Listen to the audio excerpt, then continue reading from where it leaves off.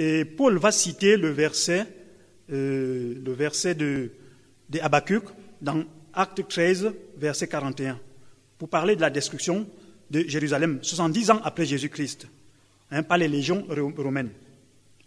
Gardons-nous de négliger les paroles de Dieu en disant que Dieu ne fera jamais telle chose ou n'utilisera jamais tel moyen. Soyons disposés et comprenons les signes divins. Ces voies de Dieu restent incomprises aussi par le monde, incarné ici par les Chaldéens.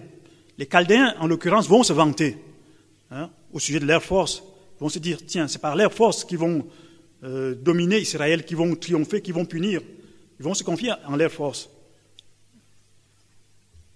Et il en est de même aujourd'hui.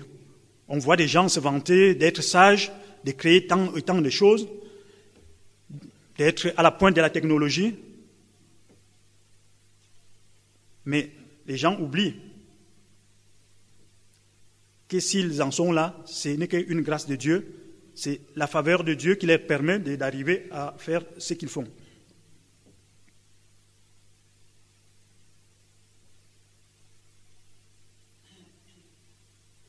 Les hommes sont assez arrogants de nos jours au point qu'ils attribuent leurs exploits à leur sagesse. Mais à certains moments, Dieu est parfois obligé de ramener l'homme à sa véritable place. On a vu il y a quelque temps des avions cloués au sol, tout simplement parce que Dieu a fait en sorte que une nuage s'élève. L'homme reste inaccessible. Le monde reste inaccessible aux voies de Dieu. L'histoire nous enseigne suffisamment que toutes les grandes puissances, portées par leur réussite, ont été foudroyées et ont disparu, comme l'Égypte, Rome, la Grèce, l'Espagne, le Portugal. Il faut dire que Dieu gère le temps, Dieu gère l'histoire, c'est lui qui en est le maître. Le prophète lui-même va être déconcerté par les réponses de Dieu. Mais son mérite, c'est d'avoir persisté dans la foi. Il va manifester une confiance en Dieu. Pour lui comme pour chacun de nous. Comment concilier la sainteté de Dieu, la justice de Dieu, avec les réponses qu'il nous donne, ou bien avec les horreurs que nous voyons à travers le monde. Comme le prophète, rappelons-nous tout d'abord que Dieu, assis sur son trône, dirige l'histoire. L'histoire d'Israël comme l'histoire des ennemis, il n'y a rien qui lui échappe. L'histoire de l'Église comme l'histoire du reste de l'humanité. Rappelons-nous que Dieu a endurci le cœur du Pharaon pour libérer son peuple.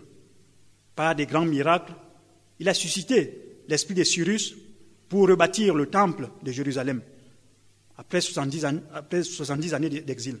Dieu gère l'histoire. Dieu gère l'histoire.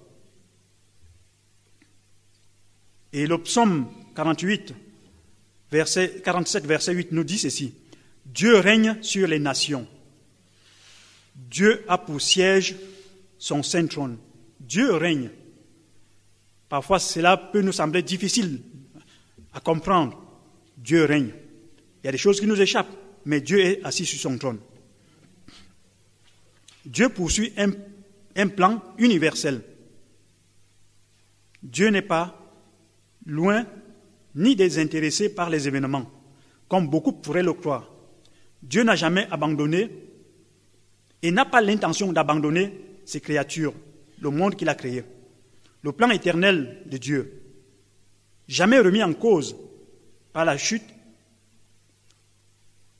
n'a jamais été remis en cause par la chute. C'est l'homme qui persiste à fuir Dieu. Dieu dit ceci dans Ésaïe 46, verset 10. « J'annonce dès le commencement ce qui doit arriver, et longtemps d'avance ce qui n'est pas encore accompli. J'ai dit, mes arrêts subsisteront, et j'exécuterai toute ma volonté. » Dieu poursuit un plan. Dieu demeure maître des temps et des circonstances. Il contrôle toutes choses, et rien ne lui échappe. Rien n'échappe à son emprise. Dans Ecclésiaste 9, verset 11, il va dire ceci. « J'ai vu sous le soleil que la course n'est point aux agiles, ni la guerre aux vaillants, ni le pain aux sages, ni la richesse aux intelligents, ni la faveur aux savants, car tout dépend pour eux du temps et des circonstances. Dieu est maître des temps et des circonstances et il décide comme il veut. Cela peut être difficile à comprendre, mais il en est ainsi. Dieu fait toutes choses dans le temps qu'il a fixé de sa propre autorité. Dieu gère le temps, Dieu gère l'histoire. Ça peut nous paraître difficile à palper, mais il en est ainsi. Ecclésiaste 3, verset 11, il est dit ceci. Il fait toutes choses bonnes en son temps. Même il a mis dans le cœur de l'homme la pensée de l'éternité. Bien que l'homme ne puisse pas saisir l'œuvre que Dieu a faite du commencement jusqu'à la fin. Dans Galates 4, verset 4, il est dit ceci. Mais lorsque les temps ont été accomplis, Dieu envoya son Fils, né d'une vierge, né sous la loi. Et pour terminer avec cette série de citations, Éphésiens 1, verset 7 à 9, il nous est dit ceci. En lui, nous avons la rédemption par son sang, la rémission des péchés, selon la richesse de sa grâce, que Dieu a répandue abondamment sur nous par toute espèce de sagesse et d'intelligence, nous faisant connaître le mystère de sa volonté, selon le bienveillant dessein qu'il avait formé en lui-même pour le mettre à exécution lorsque les temps seraient accomplis, de réunir toutes choses en Christ, celles qui sont dans les cieux et celles qui sont sur la terre. Dieu a fixé un temps pour toutes choses. C'est lui qui est maître des temps. Et Jésus va dire que ce n'était pas à lui de connaître les temps où Dieu agirait en réponse à la question des disciples. Dieu est souverain, il est maître des temps, il décide comme il veut, mais il a un plan qu'il poursuit et ce plan a des étapes, des temps fixés pour leur accomplissement.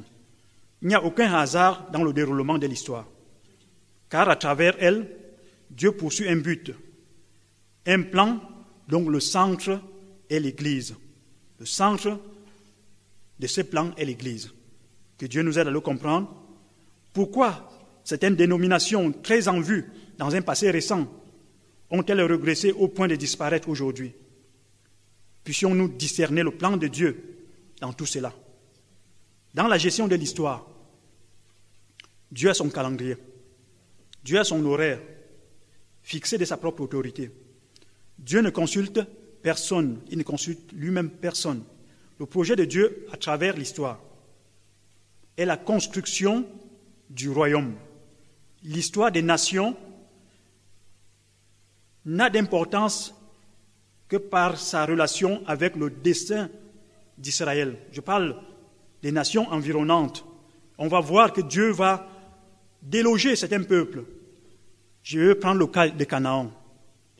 Dieu va juger les nations qui étaient à Canaan. Mais il va falloir attendre qu'Israël arrive justement pour exécuter ses jugements et prendre possession en même temps du terrain que Dieu avait promis à Abraham, Isaac et à Jacob. Vous voyez que Dieu gère le temps. Dieu avait promis à Abraham, le temps s'est écoulé, des décennies se sont écoulées, mais Dieu reste fidèle à son plan et il va l'accomplir au travers d'Israël conduit par Josué qui va rentrer dans Canaan. En même temps, Dieu juge les nations à cause de leur iniquité, à cause de leur impiété. Dieu gère le temps, Dieu gère l'histoire. C'est vrai que nous sommes tous minuscules, mais nous avons une place dans l'histoire de Dieu, dans le plan de Dieu, dans le royaume de Dieu.